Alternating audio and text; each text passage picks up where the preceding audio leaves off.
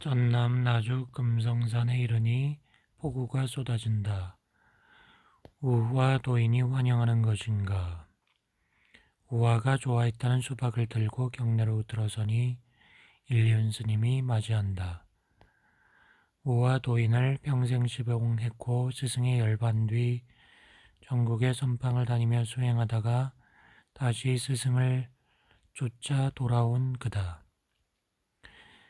그도 회갑을 넘겼지만 수줍음 타는 듯한 표정이나 꾸밀 줄 모르는 진솔함이 우화와 닮은 꼴이다. 그는 스님이라고 불리기보다는 도인이라고 불리길 바란 사람이다. 나주 다보사 선방에서 한철을 보낸 성객들은 티끌한 점 없는 하늘 같은 우화의 천진을 잊지 못했고 선원의 사랑반격인 지대방에선 그의 일화가 화제의 일미였다. 우화는 전남 담양의 성도 마을에서 태어났다. 어려서 어머니를 여의고 아버지와 형과 셋이서 살았는데 아버지는 우화를 못난이라며 미워했다. 그래서 글씨도 깨우치기도 전에 소학교 3학년에 학교를 그만두어야 했다. 우화는 아버지의 구박을 견디지 못하고 가출을 했다. 14살에 집을 나와 구박덩이 소년 우화가 발길을 옮긴 곳은 함양이었다. 그는 영각사라는 절에 들어가 행자 노릇을 했다.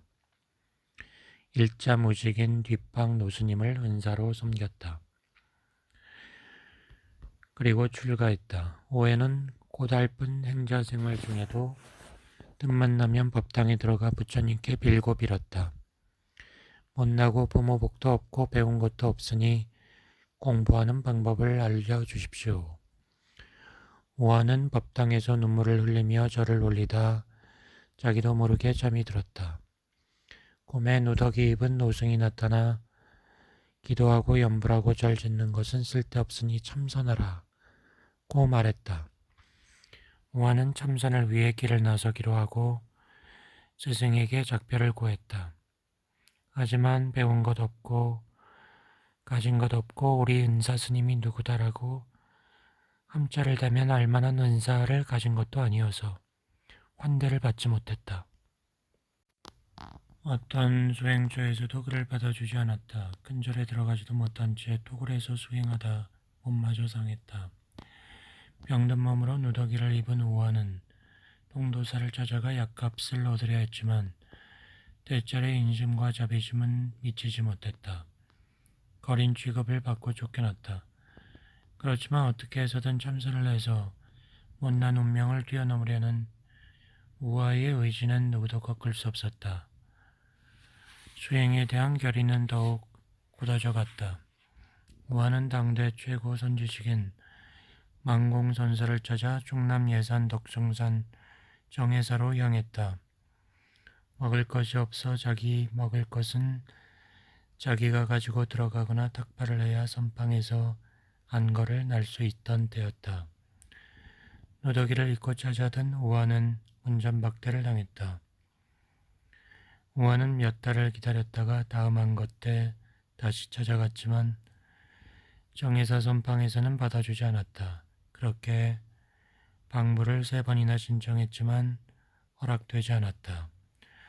오직 수행하기 위해 선지식의 지도를 받기 위해 정해사 주변을 맴돌았지만 스님이라면 누구나 들어갈 수 있는 문턱이 우화에게는 높기만 했다. 그래도 포기할 수 없었다. 혼자서 걸망을 지고 탁발에 나섰다. 그리고 많은 곡식을 모았다. 3달 안거 기간 중 자신뿐 아니라 여러 명을 먹여 살릴 만한 곡식을 지고 가자 그제야 선방에서는 방부를 받아주었다. 언제나 얻을 수 있는 기회는 기회가 아니다. 천신만고 끝에 안거의 기회를 얻은 우화에게만은 기회가 분명했다. 우화가 천신만고 끝에 얻은 기회를 허송세월한다면 언제 다시 참선할 기회를 맞을 수 있을지 기약할 수 없었다. 공부의 관건이 처절한 집중에 있다고 한다면 정해사 선방의 거절이야말로 수행자 우화를 위한 선물이었다. 우화는 처절했다. 언제든 자신이 원하면 선방에 들어갈 수 있는 선승들과 달랐다. 다른 성객들은 공양을 들고 난 뒤나 밤이 깊어지면 졸기 일쑤했지만 우화는 잘 수 없었다. 화두 일념에 몰입했다. 당시만 해도 3개월 안거가 끝날 즈음 7일 주야로 용맹정진을 하고 나면 만공은 자신의 견처를 괴성으로 써붙이도록 했다. 그의 정회사 선방 안거에서 정진하던 수자들 가운데 만공은 오직 성철 선사와 함께 우화의 것만을 인정했다. 성철은 당시 미륵보살한테 물으시오라고 했고 우화는 본래 부처인데 용맹정진이 따로 있으리오라고 했다. 대발견이었다. 그토록 못난 자신을 자탄해온 우화가 자신이 못난이가 아니라 조사들과 다르지 않은 부처임을 깨달은 것이다. 외모는 같지만 어제의 우화가 아니었다. 그 우화가 부산 내원사에 이르자 경어 해월의 법을 이은 운봉선사가 그의 깨달음을 알아보고 법제자로 삼았다. 법을 전하고 받는 것도 꿈속의 일인가. 일륜 스님이 내보인 운봉의 진필 인가장엔 전법계가 아닌 전몽계라고 씌어 있었다. 그 뒤 전국의 선방을 주유하던 우화는 고향인 전남 담양과 가까운 나주 다보사에 이르렀다. 다보사에는 훗날 조계종 종정을 지낸 고암선사가 주지를 맡고 있었다.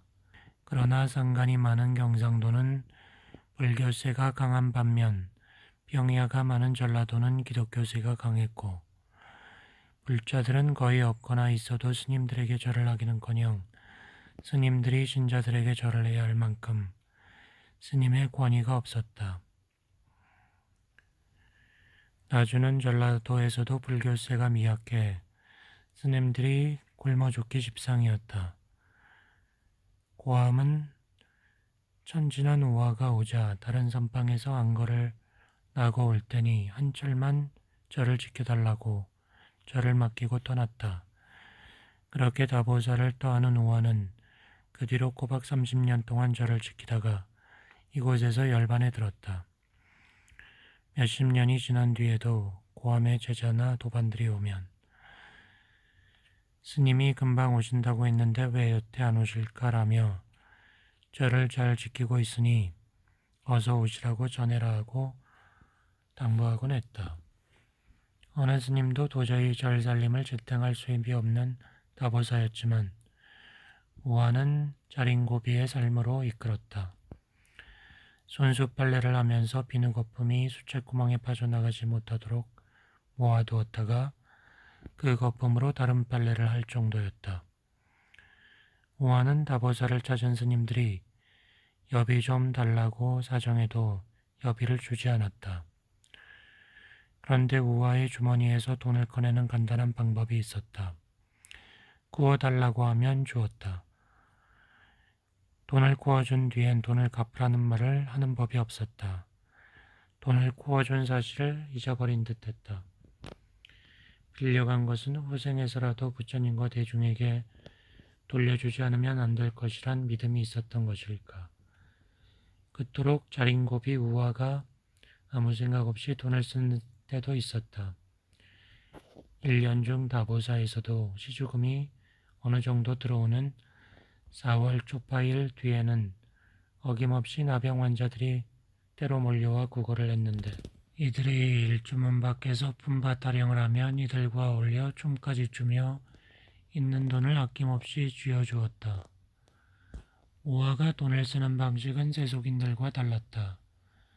세속인들은 물건을 살 때 이 가게 저 가게 물건 가격을 비교해 물건이 좋거나 싼 것을 사기 마련이지만 우화는 죄를 지낼 과일 등을 살 때 30년 동안 한 가게만 이용했다.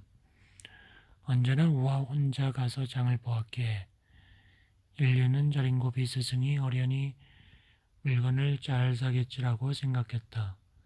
그런데 어느 날 스승을 따라 장에 가니 가게 주인이 옆집에서 500원 하는 배를 우아에게는 2,000원에 파는 게 아닌가.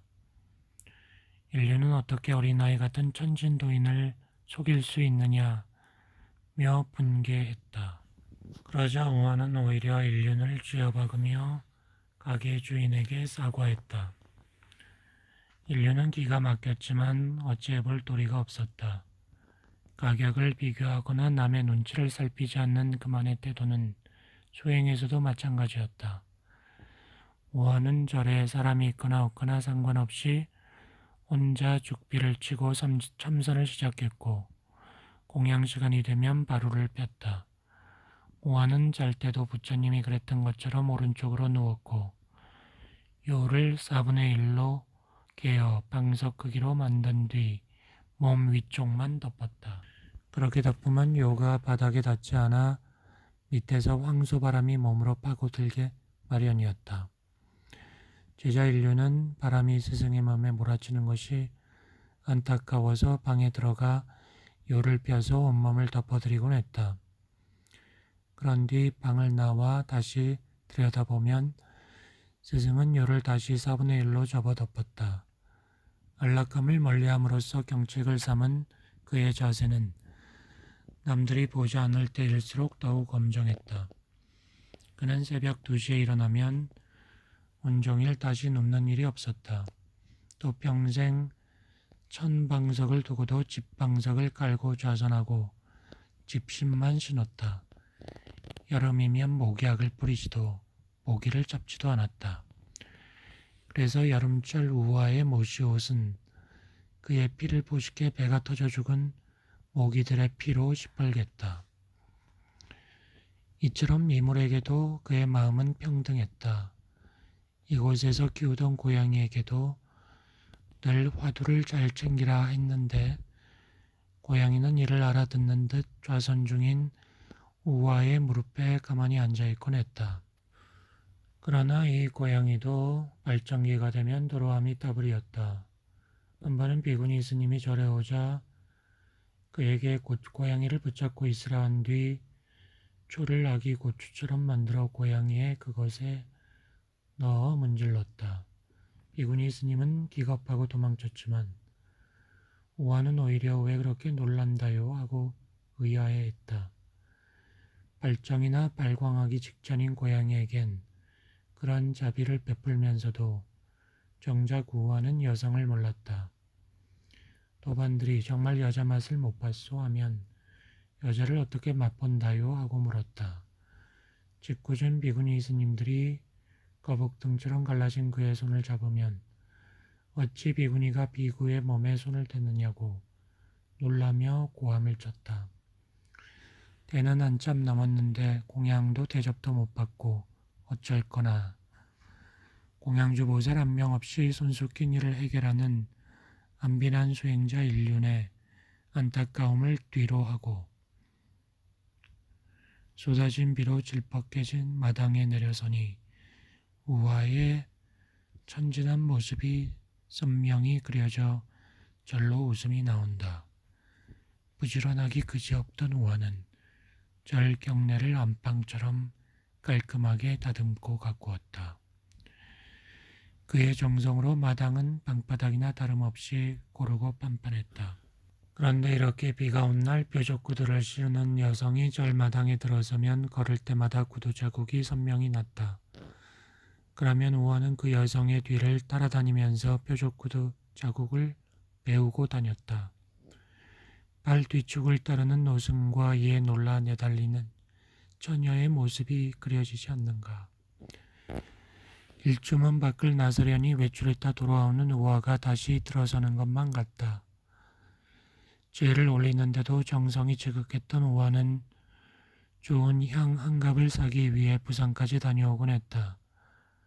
그러면 종일 아무것도 사먹지 않고 굶은 채 들어서면서 일주문을 붙잡고 아이고 배고파 나 죽겠다 라고 했다. 일륜이 나오면서 아이고 스님 아무리 돈이 아까워도 뭐 좀 사드시지 온종일 굶으셨습니까? 라고 하면 우아는 세속 음식은 냄새가 나서 먹을 수가 없다고 했다. 그는 세인이 아니었다. 우아는 영악한 재주들로 하늘을 가린 먼지들을 씻어내는 소낙비였다. 구름 거친 하늘 아래를 걸어가니 배가 꿈에서 깨어 거짓말할 줄 모르는 우아의 천진버버를 들려준다. 꼬르륵 꼬르륵.